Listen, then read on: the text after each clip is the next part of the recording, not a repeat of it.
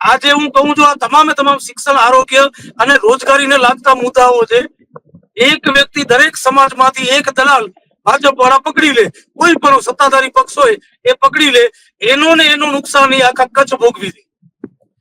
આજે અર્ચર કંપનીમાં જે થઈ રહ્યું છે એ પણ એ જ થઈ રહ્યું છે દિલીપભાઈ, કે ત્યાંના સ્થાનિક આગેવાનો અને ત્યાંના સ્થાનિક નેતાઓ એમના કોન્ટ્રાક્ટ ચાલુ છે કંપનીમાં અથવા બીજી કંપનીમાં, એ બોલતા નથી અને એ લોકોને દબાવે છે અલગ અલગ સમાજના, કે તમે લખન દુઆ સાથે નહીં જતા, તમને નુકસાન થશે. આજે નુકસાન તો ઓલરેડી કચ્છને થઈ ગયું છે. હવે કદાચ મારી સાથે લોકો જોડાશે તો કચ્છને 2% ફાયદો થશે, એની જવાબદારી મારી છે. નુકસાન તો કચ્છને થઈ ગયું.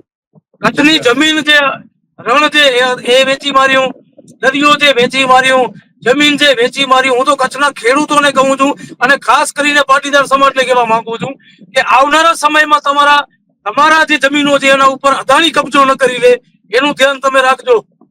હવે જો ભાજપને તમે છૂટી 2027માં તો અદાણી તમારી જમીન ઉપર કબજો કરી લેશે.